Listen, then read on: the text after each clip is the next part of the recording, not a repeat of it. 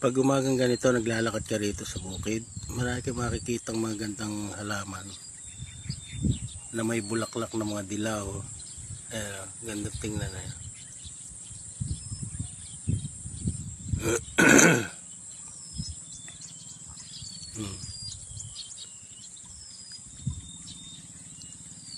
Ganda tingnan, lalo sa tanghali ito. Kitang kita sa init ng araw yan. Ito mga palay, oh.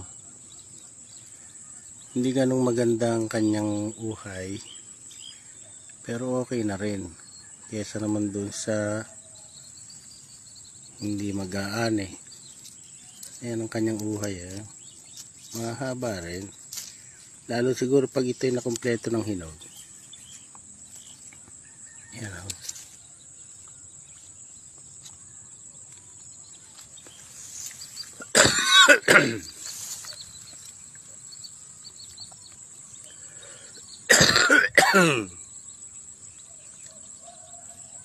Naubo na ako.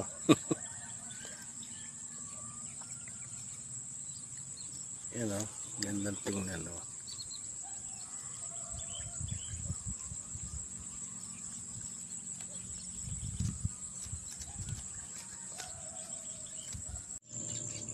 Yan mga kabayan, basil yan, pansahog sa spaghetti, carbonara, pansit. Sa mga may gustong bumili, ayan po, punta lang kayo rito sa Balagbag Araw, Bungahan, Lian, Batangas. Marami po ako nito, nandun pa sa palakihan ko. Ito lang nilabas ko para i-advertise ka sa inyo na meron dito nito. Yan, basil yan. Isang uri ng herbs. Masarap yan mga kabayan. Kung gusto niyo bumili, punta lang kayo dito. Yan. Marami pa ako niyan. 50 pesos lang ang isa. Ang isang ganyan, ang isang ano. Yan. 50. Ito noon mga kabayan, oh. Nakikita nyo yan. Yan. Gumawa ako ng ganyan. Pirbihan ko na itong gagawin taniman ng cucumber, ng pipino. Ayan. Kasi pag hindi mo nilagyan ng ganyan, ay pag maliliit na ganyan pa lang, uubusin ng ano, uubusin ng pagong-pagungan, yung kulay dilaw. Uubusin yan. Kaya nilagyan ko ng ganyan, harang. Ayan o, marami yan. Ayan. Lahat yan may mga tanim na. Hanggang doon. Lahat yan may mga tanim na. Ayan yun. Pag hindi mo nilagyan ng ganyan, uubusin niya ng pagong-pagungan. Ayan. Ginawan ko ng ganyan. Pirmihan ko ng taniman ito ng cucumber. Andito na naman ako sa aking garden, oh, mga kabayan. Ang ganda ng ampalaya, oh, sariwa na, oh. Pwede nang anihin niya mga ilang araw. Yan. Marami na rin ako naani dito. Yan. Yan, pinapakita ko lang sa inyo mga kabayan. Ang ganda ng aking garden, oh. Yan. Ganda ng ampalaya. Yun, meron pa siyang bunga roon sa likod. Yan. Maganda talaga pagka mayroong UV plastic, eh. Hindi nasasalanta ng ulan. At sitaw, namumunga na rin. Magandang tingnan ng mga garden ko. Yan, mayroon pang flower. Yan, pagmasdan yung aking mga pipino. Gumagapang na. Yan ang kagandahan ng merong net na ganito. Hindi sinisira ng ano, ng pagong-pagungan. Lahat yan naka-net. Yan yun, hanggang doon. Yan, sitaw. okra,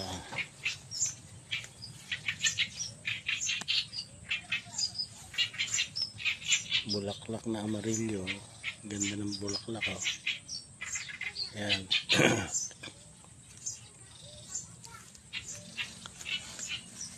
Ayan ang pipino, oh. Hindi basta-basta sinisira ng pagumpagungan pag mayroong bakod. Ito mga kabayan, oh, nagtanim naman tayo dito ng mga saging na saba para magiging dahunan. Ito, tinanim ko.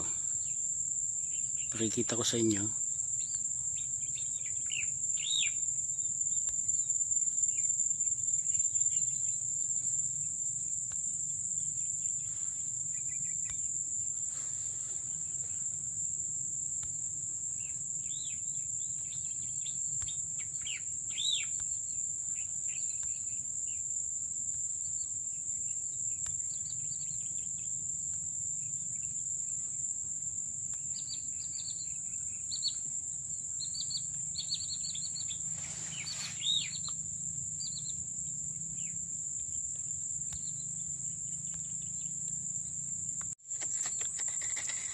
Ayan mga kabayan, oh. Yan ang itinanim ko ngayon. Tingnan nyo, oh.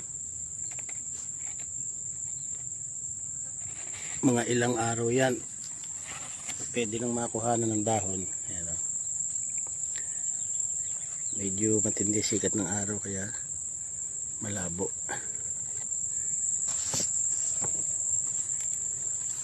Pero pwede na rin. Ayan.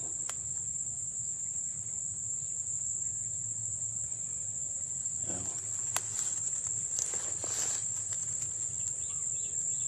Ang ganda yun.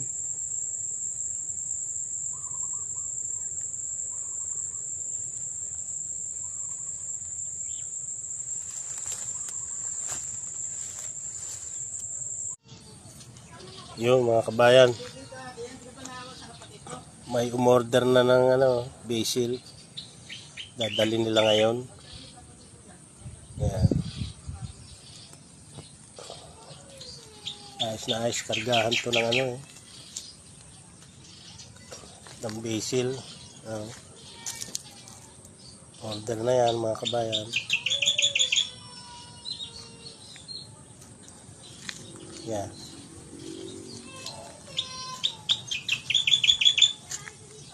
Order na yan. Mga basil para sa spaghetti, carbonara, pansit. Ganyan na lang yan. Didilig-diligan lang nila yan. Pipitas-pitas ka ng dahon, pansahog. Okay na. Walang kahirap-hirap.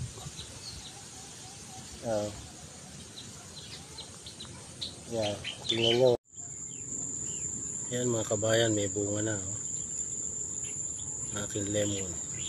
Isang araw nilinis ko yan, tapos kinanalang ko gilid ng konti. Ayan. Ayan, papag no? Lahat ng madaanan ng kanal na yan nilalagyan ko ng abono. Yan, lalagyan ng abono yan. Yung kanal na yan, yan. Yung kanal na yan lalagyan ng abono. Ito pa, may bunga rin, oh. Yan, yung mga kanal na yan paikot, inilalayo ko sa puno ng mga kalahating metro kasi doon gumagana ang abono pag inilayo mo rin sa puno. So, kung hanggang saan yung nababangwayan ng dahon, hanggang doon ang hook. Ito naman ay kalamansi. Ayan, oh. Ang bunga niya, oh, maliliit lang. Madami na rin ako napitas dito. Bunga ng kalamansi. Yan, oh. Namumulaklak pa, oh. May mga bulaklak. Marami na ibinunga itong kalamansi ito. Ganun din ang klase ng paglalagay. O kaya sa gilid. Yan. Magkatabi ang puno ng saging sa kalamansi. Yan.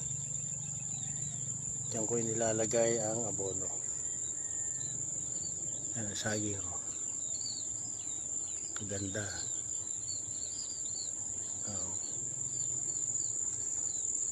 Kalamansi.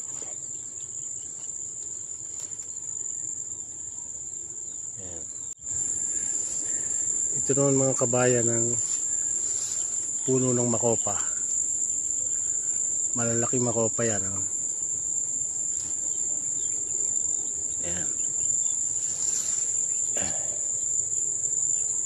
Kala ko noon ay puno ng talisay pero hindi pala.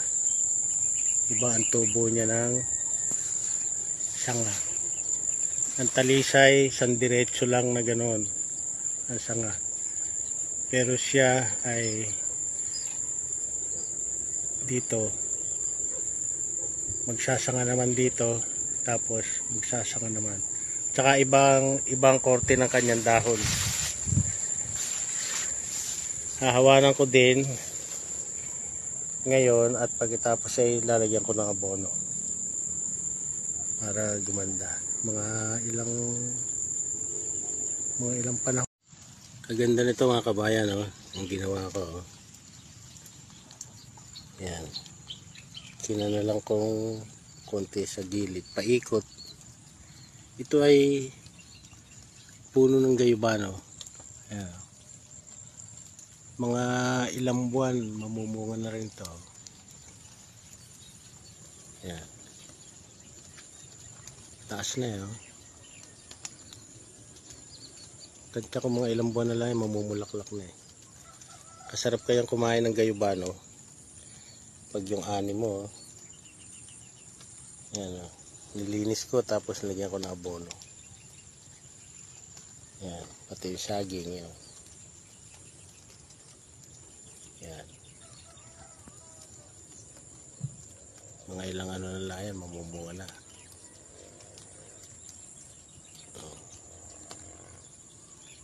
Tingnan nyo mga kabayan, oh. Ang pagkuha ng itatanim na saging, ng pananim na saging. Bukayan yung gilid. Oh. Bukayan. Tapos, tatapyasin itong pinakailalim. Para pag inano rito, tinapyas dito, madali na siyang makuha. Ayan, umuga na. Oh. Madali na mauga. Ayan yan ang pananim kong saging. Oh. Tatanim ko doon sa hinukay ko. Ayan. Ayan. Hindi madali. Mahirap ito. Ayan. Pero sa mga taong gustong makapagtanim, matitiyaga. Oh. Hukayin lang ang gilid, tapos tatapyasan ng ilalim. Madali na makuha. Yan naman ako para mga nahukay kong lupa. Yan yung mga kabayan. No? Nung mahawanan at malagyan ng abono, ang daming bulaklak. Oh. Yan, yung mga puting yan, mga bulaklak yan. Eh. Ang daming bulaklak. Nung mahawanan at malagyan malagyan ng abono. Daming sumibol na bulaklak. Bunga yan, oh. Yan, paikot, oh.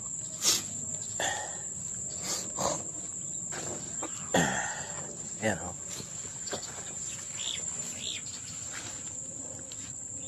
Oh. Thank you, Lord. Yan, oh. Daming bulaklak. Oh.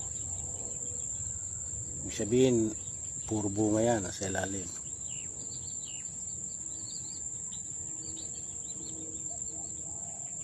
Yan, oh.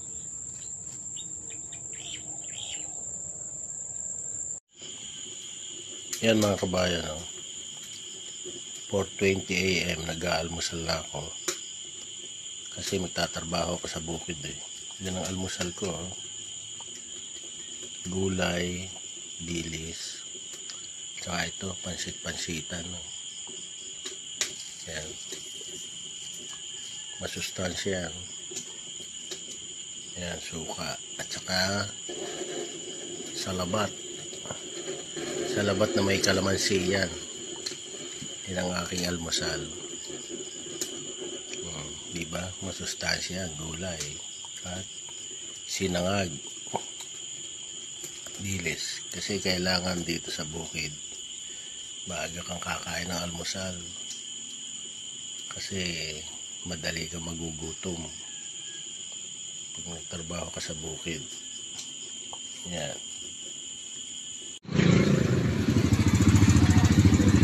Nandito tayo ngayon sa Nasugbo. Ayan mga basil, oh. Tinitinda ko rito. Araw ng palengke ngayon sa Nasugbo, eh. Basil.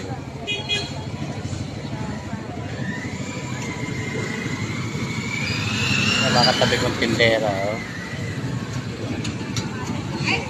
Ayan ang harap ng palengke ng Nasugbo.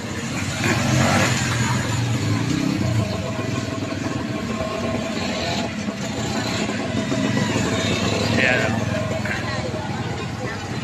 Ayan. Ganyan lang gagawin ko mga kabayan, eh. Nakasakay sa tricycle. Kung bibili, okay. Kung wala naman, okay lang din. Wala silang kamalay